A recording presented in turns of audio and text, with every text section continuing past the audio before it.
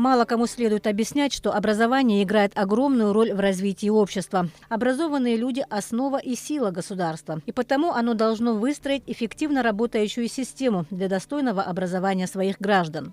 Закон об образовании регулирует правовые, организационные и экономические основы образования, принципы государственной политики в сфере образования, общие правила работы всей системы и правовое положение участников, занятых в этом процессе. Сегодня в Абхазии работает положение об образовании от 2019 года. До этого работал закон, созданный в 1996 году. И, конечно, эти нормы не отвечают современным требованиям и условиям жизни. Какая работа ведется по составлению нового закона об образовании? В очередной программе «По букве закона». Тему закона об образовании, который так необходим Абхазии, мы обсудим с депутатом парламента Баталом Айба, который возглавляет комитет по образованию в Народном собрании. Давно и много говорят о том, что необходим у нас в Абхазии новый закон об образовании. Скажите, пожалуйста, есть ли какие-либо проекты, документы, которые могут лечь в основу нового закона об образовании? Что в этом отношении делал комитет? Спасибо за вопрос. Он сегодня, наверное, один из самых актуальных в Абхазии. Как известно, образование – это двигатель развития страны, как и экономика в целом. Одно без другого не может существовать, если говорить о качестве, о прогрессе, о развитии страны. Если мы уже более конкретно скажем о законе об образовании, то у меня лично есть один из проектов, который был разработан в 2017-2018 годах по просьбе Министерства просвещения Абхазии с российскими специалистами, был подготовлен проект. Он как бы был достаточно сырой. И вот этот проект у меня лично, он и в комитете есть, как черновой вариант. В первую очередь он разработан в целях стандартизации, унификации образовательной системы, также полностью регулирования сферы образования.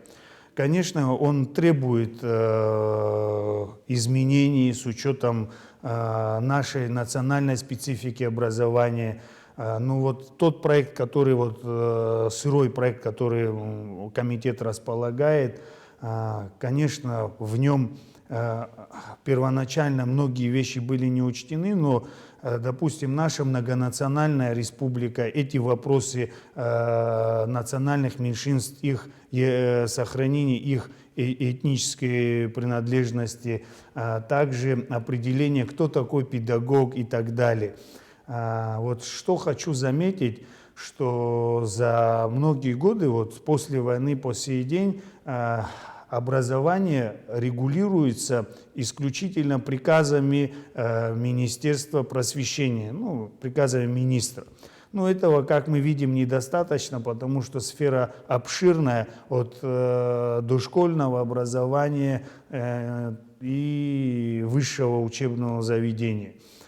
Также в этот проект, по моей информации, вносил изменения Абхазский государственный университет, само Министерство просвещения.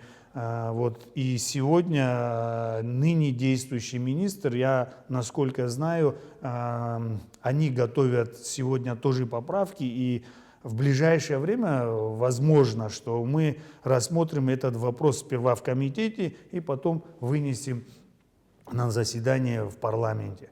Когда вы в комитете обсуждали новый законопроект, может быть, были какие-то акценты, которые вы делали? На что вы обращали внимание в первую очередь, кроме тех определений, что такое педагог, как обязанности и прочие отношения, которые регулируют эту сферу?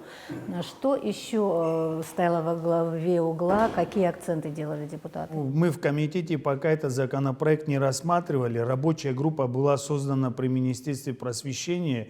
Это при предыдущем министре. Действующий министр тоже, я насколько знаю, недавно назначил заместителя министра, которому были даны поручения подготовить поправки к этому законопроекту. Сейчас идет рабочий процесс со стороны исполнительной власти, насколько я знаю.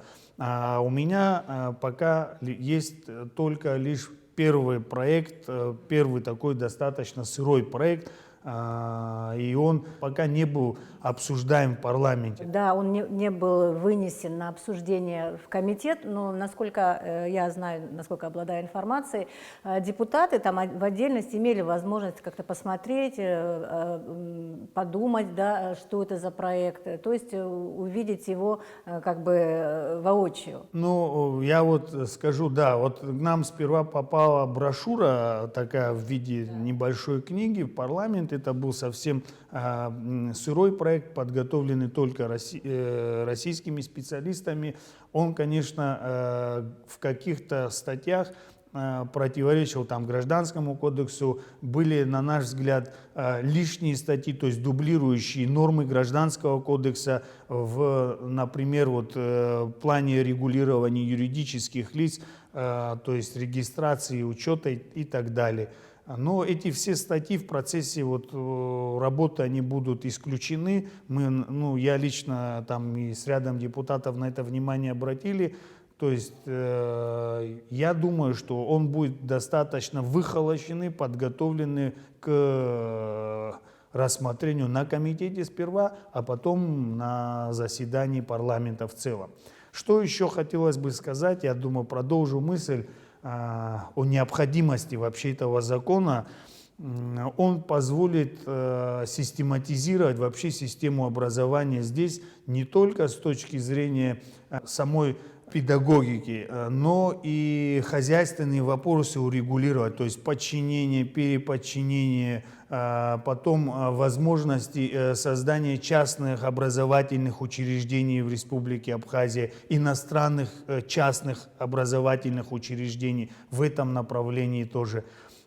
Потом будет определен особый статус Абхазского государственного университета. Это, на мой взгляд, тоже необходимо сделать. Вы говорили вот о этнической принадлежности. Вы имеете в виду образование на каких-то языках? Я сейчас абхазский не имею в виду, на других. Ну, это достаточно такой сложный, тонкий вопрос. Мы сейчас со стороны министерства ждем видения этого вопроса в соответствии там, с концептуальным пониманием, что нужно делать. И эту норму отразим в перспективе в законе. Что хотелось бы еще сказать, и вообще, чтобы было более такое ясное понимание, все-таки, на мой взгляд, спрос на образование формирует экономика. Если для развития образования в первую очередь нужно менять инвестиционный климат в Абхазии, тогда возникнет спрос на более качественное, более углубленное, более точно прикладное, скажем так, образование. И это все взаимосвязано. Но вот эта связь немножко и, скажем так, напрягает в том смысле, что если экономику очень трудно поднять, значит и с образованием у нас будет некий провал. Вы наверняка знаете вот тот исторический этап Абхазии, когда вот советская Абхазия, как она развивалась. Безусловно, в Абхазии, допустим, агрономов в 30-е, 40-е годы профессиональных агрономов не было. Естественно, Советский Союз понимал расположенность Абхазии, наш субтропический климат, была огромная создана база научная, ведь специалисты были, скажем, командированы в Абхазию, местное население потом, после создания предприятий, обучалось сперва практикам, потом создавались высшие учебные заведения, и после этого сформировался пласт, такой пласт инженеров, агрономов, специалистов с высшим образованием.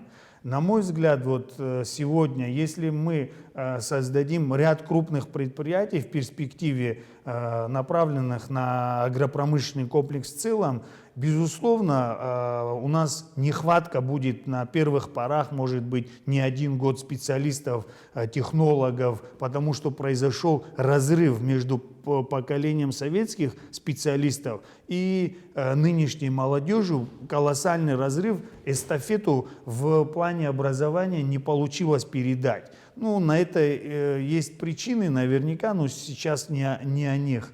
И на мой взгляд, что стимулом развития и спрос на технические специальности, как пример, может формировать только инвестиционный климат, создание новых предприятий в агропромышленном комплексе, ну и вообще и в сфере услуг в том числе.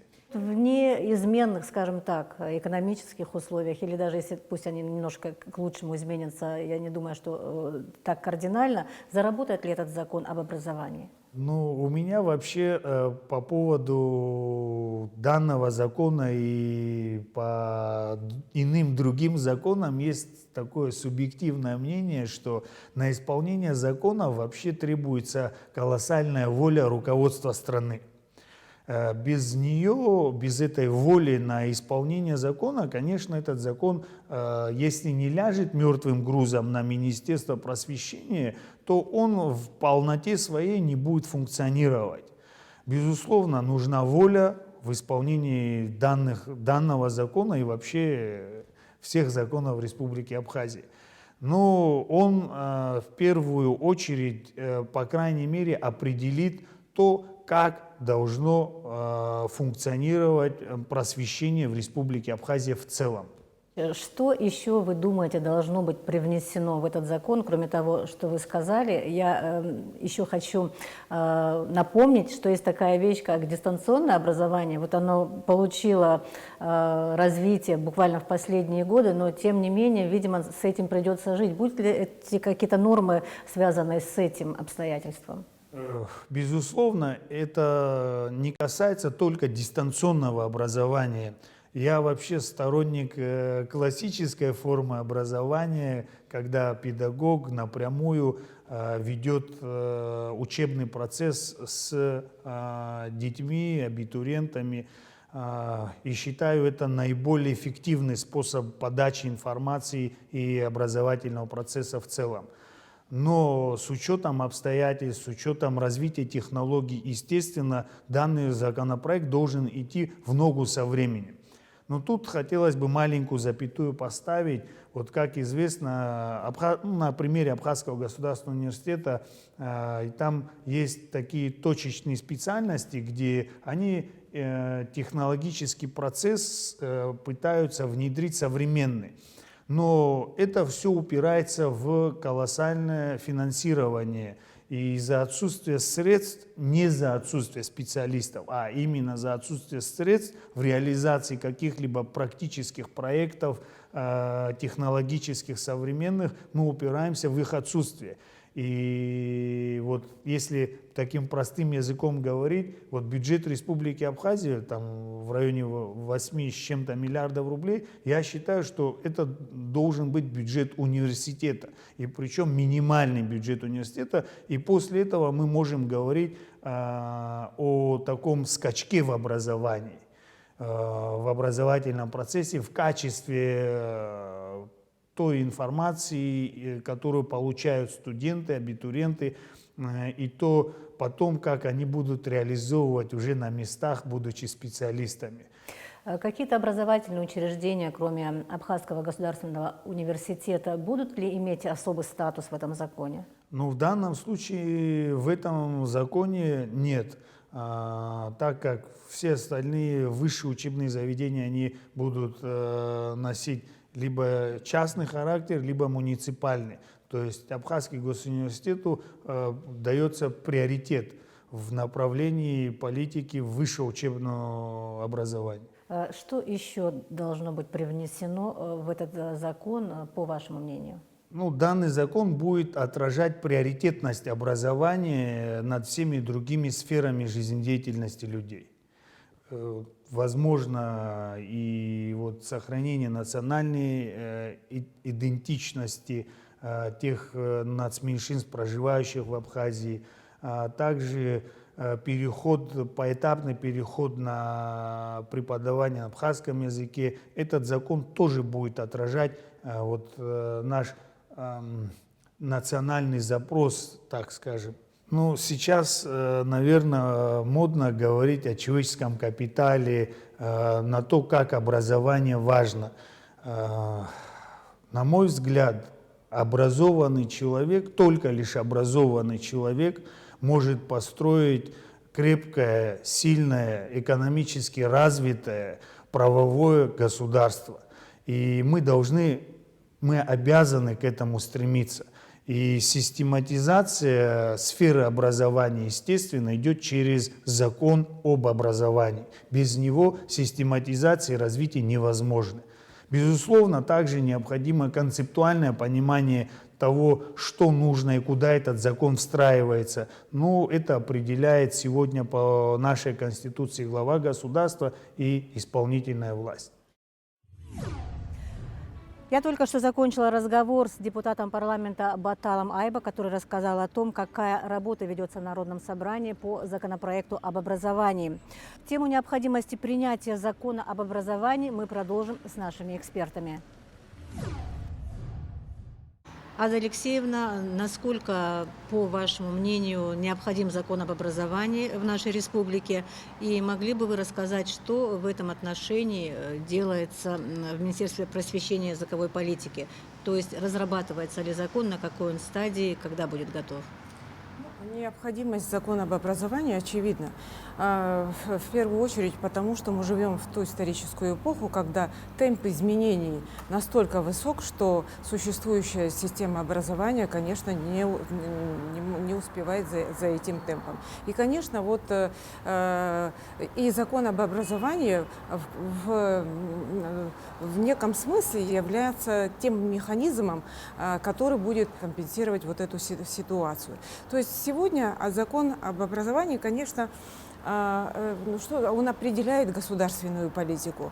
Вообще образование можно рассматривать, трактовать как и ценность, как и процесс, как и система, но и как еще и результат. Вот результат этого процесса – это стандарты, которые должны быть заложены в законе об образовании. Закон об образовании, он, в принципе, уже разрабатывался несколько лет уже назад, и вот сейчас 2 года как поставлен по определенным причинам на паузу. Ну и тем не менее в рамках программы формирования общего социального и экономического пространства на основе законодательства Российской Федерации и Республики Абхазия вновь этот закон разрабатывается.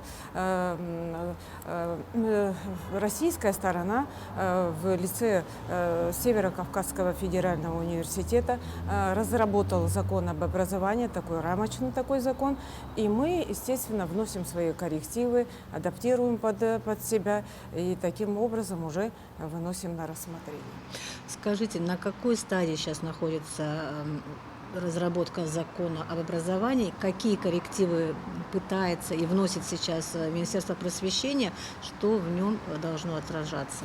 Знаете, а вот эта пандемия тоже, с одной стороны, вроде бы и задержала разработку, препятствовала разработке этого закона об образовании. Но вместе с тем, эта пандемия тоже показала наши уязвимые слабые места и расставила точки над «и». И вот с учетом вот этих проблем мы должны, конечно, здесь четко доработать вот этот закон об образовании. В этом законе об образовании, конечно, мы должны в первую очередь заложить такие основополагающие принципы и направления развития системы образования. Это вариативность системы образования. То есть, что значит вариативность системы образования? Это наличие вариативности, это говорит о высоком качестве образовательной системы образования, то есть она может предоставить возможность создать и предоставить возможность разнообразных учебных программ, которые разрабатываются в соответствии с изменением образовательных возможностей. Понятно. И потребностей. Вариативность. То есть в школах будут разные программы, возможно, да. То есть одни будут сильнее, другие слабее. Как будет выдерживаться этот баланс, который необходим, чтобы образование качественное было для всех? Понимаете, как все мы разные.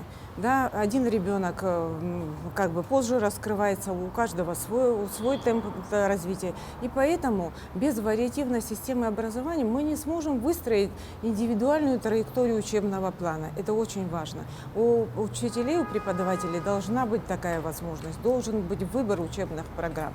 И вообще, когда мы говорим о стандартах, вот с одной стороны, казалось бы, стандарты ограничивают какие-то возможности школы и так далее. Но вместе с тем нужно, опять-таки, здесь очень важный момент, учитывать то, что все-таки, разрабатывая стандарты, мы должны дать большое поле как бы свободе образовательной организации. Это тоже очень важный момент. И вообще в этих стандартах должны быть еще к тому же заложены основной фундаментальных знаний. И также сегодня очень важно таких объем мягких навыков, которые сегодня называют soft Поговорим, skills. извините, сейчас передадим слово нашей собеседнице Ноне Калистратовне, педагогу, практикующему. И в этой связи мне очень интересно узнать ваше мнение о состоянии системы образования. Я хочу вернуться к первому вашему вопросу. И, на мой взгляд, я хочу просто подчеркнуть, что образование, здравоохранение и оборона – это 3 ключевых момента любого государства. Это фундамент, и от которого много зависит, как все остальное будет развиваться. И вот именно закон об образовании является одним из ключевых государственных документов. К нему должен быть подход вот именно таким, он первый. Почему? Потому что от него зависит все. И граждане, их судьба в дальнейшем. И не секрет, что вообще образование в 2021 году именно то, что позволяет государству процветать, быть качественным обществом. Поэтому необходимость давно созрела в принятии этого закона. Вот я согласна с тем, что настолько далеко развивается наука, технологии, такие темпы всего вокруг нас, что закон наш, по которому, вернее, даже положению мы работаем до сих пор, очень отстал. Более того, законы, даже принятые в той же России за вот этот период 20 лет, у них он тоже отстает. Они пытаются вносить какие-то коррективы, а нам тем более это необходимо. Мы сталкиваемся, вот, педагоги, каждодневно.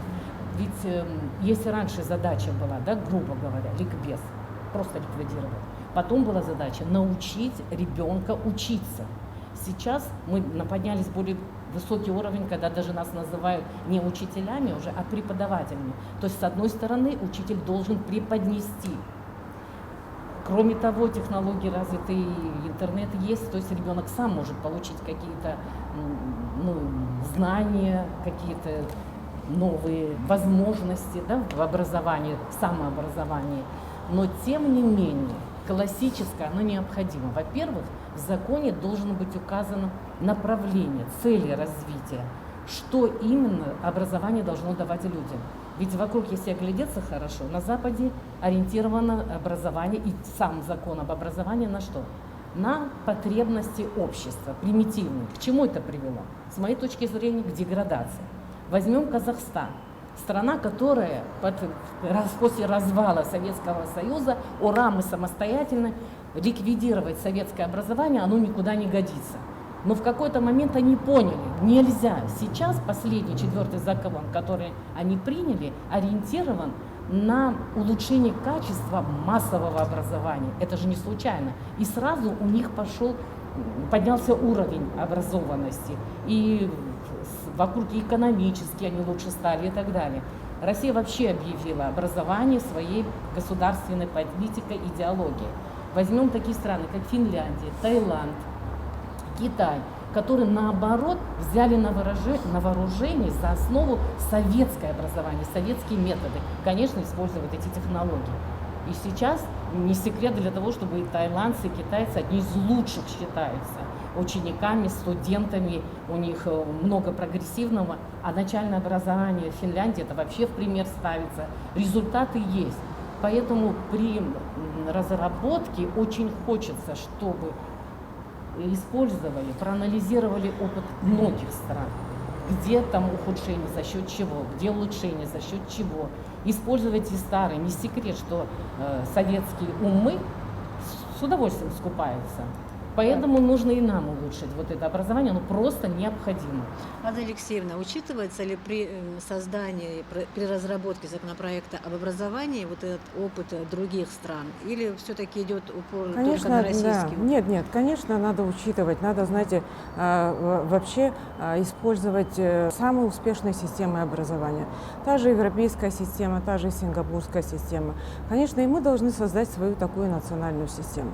Что касается советской системы образования, я, конечно, уже неоднократно говорила, она проверена десятилетиями, но любая система, она отвечает и реализует задачи той эпохи, в которой она живет. Мы жили в индустриальную эпоху, и она, соответственно, отвечала требованиям индустриальной эпохи. Сегодня же мы живем в цифровое время, да? Главный специалист сегодня интеллектуал. Поэтому сегодня основным нашим направлением, вокруг которой должна строиться национальная идея нашего государства, и должно быть образование, качественное образование. При разработке законопроекта учитывается ли элемент воспитания? Отражаются ли какие-то вот наши традиции народной педагогики? Да? Что-нибудь есть в этом ключе? Однозначно. Во-первых, наша цель – воспитать патриота нашей страны. Потом все-таки сформировать человека способностями к саморазвитию. То есть сегодня по статистике, да, в течение всей жизни человек меняет 2-3 профессии. Как говорят эксперты в образовании, то они уже скоро будут менять в ближайшее время до 6-8 профессий. Мы сегодня не знаем, к какому мы обществу готовим. Поэтому нам нужен человек, который бы в самых неопределенных условиях принимали решения. Поэтому такие сегодня люди должны вести страну. Сегодня наш закон об образовании должен соответствовать требованию современного времени. Что касается советской системы, советской педагогики, да, сегодня европейское образование, оно использует труды ученых, как Выготский, Леонтьев, Илько-Нин и Давыдов. Но я хочу отметить, что они в советское, к сожалению, время были персонами нон-грата, и советская система их практически не использовала. Это тоже надо знать. И этот миф о том, что советская система, там другая, там персонализированная система образования, надо это сегодня уже это учесть. Скажите, пожалуйста, для того, чтобы вот этот закон заработал, есть ли у нас резервы, да, образованные кадры, учащиеся, да, которые сейчас обучаются и которые в будущем должны принимать решения, как вы сказали, принимать решения соответственно изменчивой среде, в которой мы сейчас живем, изменчивому миру, когда все процессы перемешиваются. Бывает, мы сталкиваемся с некоторыми вещами, которые не происходили вообще, вот когда пандемия. Есть ли у нас такие резервы? Может быть, и вы поможете ответить на этот вопрос? Я однозначно говорю «да». Есть хорошие, умные детки. У меня у самой ученики были, которые принимали участие в международных школьных олимпиадах, которые проводились правда, это касалось математики, поэтому я не могу о других областях, которые доходили до финала всероссийских школьных математик, предметных. Поэтому я сталкиваюсь, есть умные, соображающие дети, которые иногда такие нестандартные решения предлагают, тех же стандартных, старых, штампованных задач. Учебники-то у нас старшие. Вот есть в них заложено, и это счастье, что у нас таких детей очень много, способных проанализировать ситуацию, проанализировать задачу, поставить новую задачу себе. Вот это важно. Конечно, у них мировоззрение другое, они больше направлены в материальную сторону, но во всяком случае анализировать, что хорошо, что плохо для его будущего, чтобы достичь той цели, которую ставит. И слава Богу, большинство детей ставят хорошие цели, высокие цели. Если там могут, почему я не могу? И это правильно. Поэтому я считаю, что есть. Несмотря на вообще сложность этой ситуации, да, все-таки мы на пороге реформирования, модернизации этой нашей системы, тем не менее, нужно отметить, что у нас во всех звеньях системы образования есть высококвалифицированные специалисты. И вот нужно использовать их опыт, их фундаментальные знания, использовать современные педагогические технологии, которые сегодня в мире существуют, обучить их и таким образом все это постепенно внедрять. Самое сложное вообще на этом этапе – это изменить ментальность людей. Вот это самое сложное. И второе – это, конечно, момент финансирования.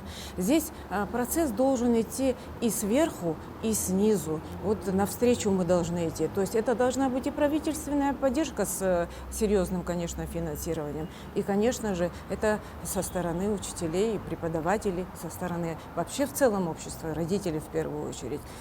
Конечно, здесь мы должны поменять свое сознание и понять все-таки, что мы хотим и в каком мире. Вот эта политическая какая-то вот неопределенность наша, да, она как бы ощущение замкнутости в нас сформировала. И поэтому мы как бы немножечко не понимаем, что творится за нашими пределами. Понимаете, чтобы быть конкурентоспособными сегодня, мы должны понимать, что делают наши конкуренты, как они учатся, почему у них такие успехи и достижения. Вы понимаете, очень важно озвучивать проблемы. Если мы их не будем озвучивать и не понимать, значит, мы не будем искать пути решения.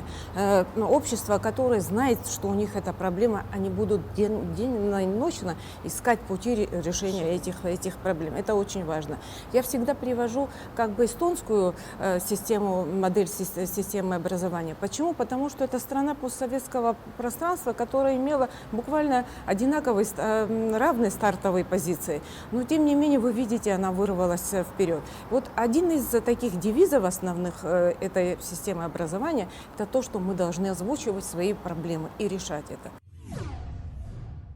Как вы думаете, принятие закона поможет решить те проблемы, о которых вы говорите? Я имею в виду обучение так, чтобы наши выпускники, наши дети, студенты были конкурентоспособны, да, по отношению к другим сверстникам, да, в мире. Можно ли обучить вообще, в принципе, чему-то, если у нас, допустим, нет каких-то элементарных условий для этого?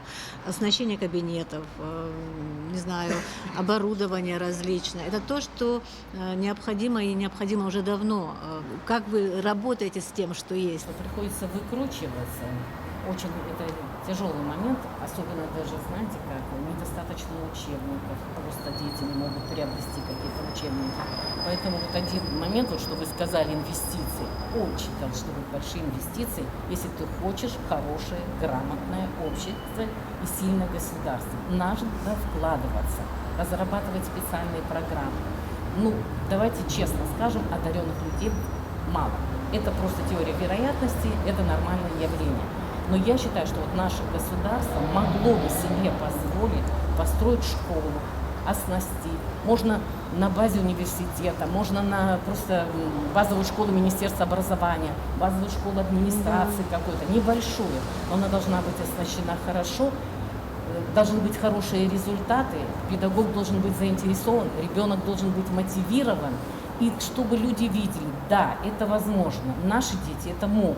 Это не потому, что ты там один вот поехал, покорил Москву, вуз, все за него с вас ходят, предлагают за границей учиться. Нет, это должно быть, да, это вот здесь, отсюда.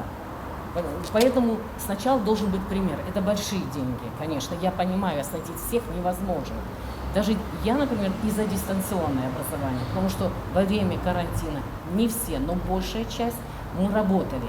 И это помогло. Сейчас нам легко этим детям, которые, может, нерегулярно, немножко халтурили, да, они использовали интернет, но они получили знания. Это еще раз показывает и говорит о том, что недостаточно только школа, дома и уроки. Вот и по интернету что-то можно поработать, на расстоянии привлечь можно, кружки. Но опять это должно быть стимулировано и материально.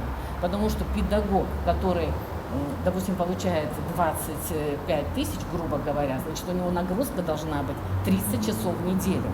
То есть дополнительно уделить внимание ребенку одаренному уже не может провести, просто физически он не может. Поэтому Зарплата должна быть достойна, статус высокий у педагога должен быть, мотивация у ребенка должна быть тоже обоснованная, у него должен быть пример, у него должно быть стремление, не хочу учиться в этой школе, вот там, да, действительно, там такие педагоги, там такие классы, должен быть конкурс, отбор идти какой-то. Вот все это, если будет заложено в нашем законе, да, мы будем продвигаться вперед. Я вообще считаю, что наш народ, вообще кавказский народ, он уникальный в том плане, что универсальный. Как-то языки нам даются, математика нам дается, историки тоже, слава богу, философы у нас есть. Поэтому я считаю, что вот природа заложила в нас много. Вот теперь, пожалуйста, пускай государство думает, как помочь молодому поколению получить достойное образование. Тут много нюансов. Если это все будет заложено, четко разложено, права и обязанности учителя, права и обязанности ученика, права и обязанности родителя, права и обязанности директора. А то у нас же как? Я, как мама, очень хорошо знаю, что должен учитель, что должен директор. А что мой сын? Понимаете, это уже как-то мимо проходит.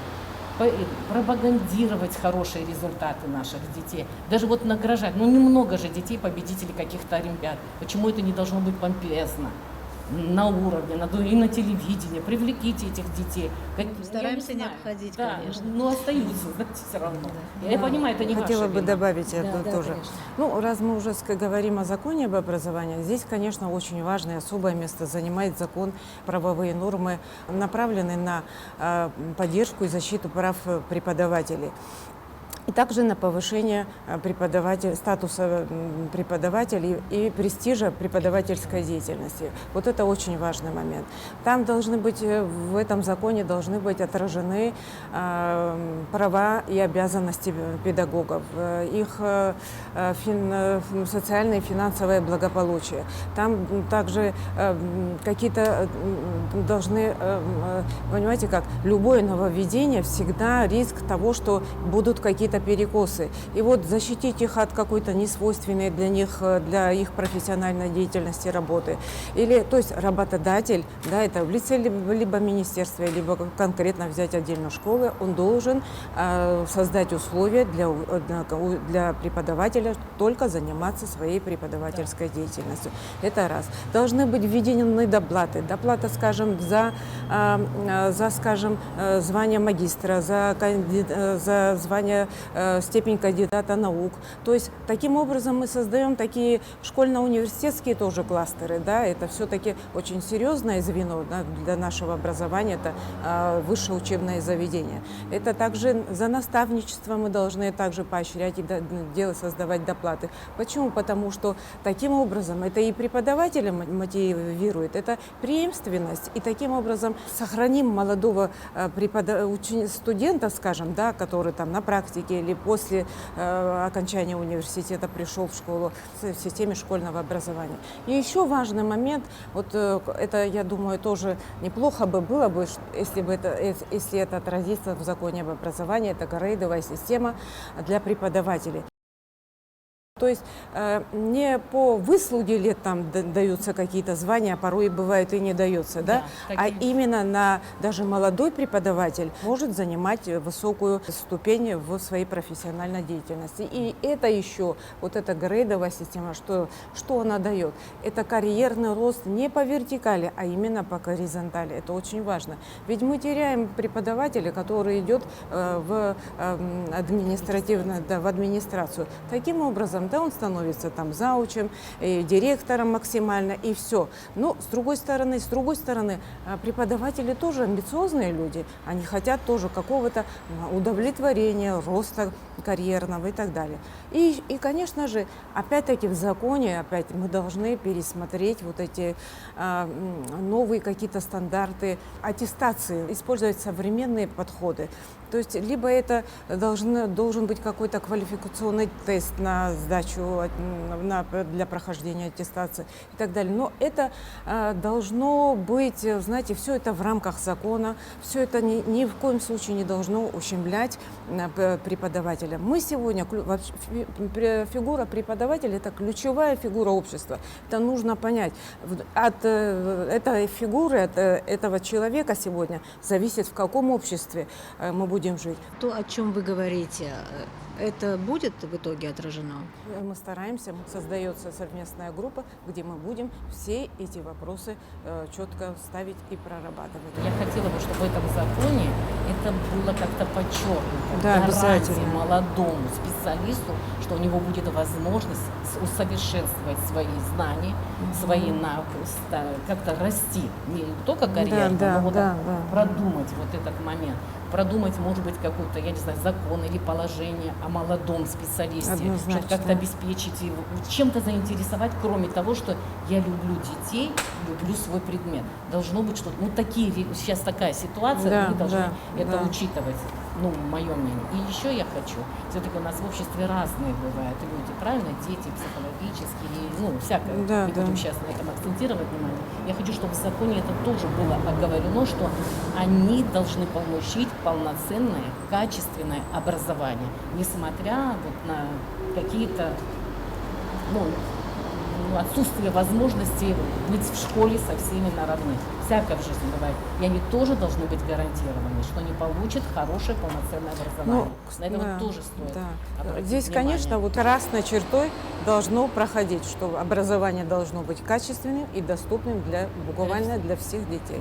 За каждого ребенка мы сегодня должны бороться.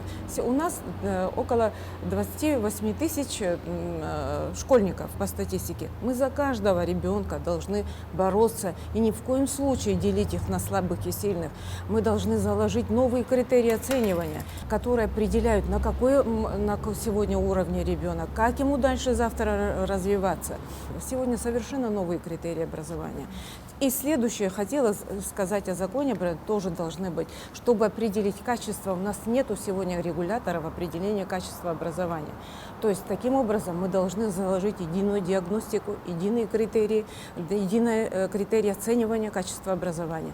Это огромная, большая работа, серьезная работа, но она сегодня необходима. Как я сказала, во-первых, хочу, чтобы было гарантировано, что наши дети получат качественное, хорошее, полноценное образование. Очень четко прописать все обязанности всех структур. Обязательно вклад государства должно осознать, пускай это будет и исполнительная власть, пускай это законодательная, что образование – это важный момент, поэтому нужно продумать, как инвестировать. Это необходимо поднять уровень образования. Все уровни образования. То есть и в садик он попадет, и в школу он попадет хорошую, и в вуз хороший он попадет, и такое мы ему образование дадим, что он потом, если захочет, то совершенно в Европе может продолжить, и в России. То есть я могу получить все от нашей школы, а мы обещаем наше государство, что да, мы создадим все эти условия. Вот если такое получится, я думаю, мы прорвемся. В рабочую группу по созданию закона об образовании входят педагоги Абхазского государственного университета, специалисты Министерства просвещения и языковой политики, а также депутаты парламента. В скором времени законопроект обещают внести на рассмотрение в Народное собрание.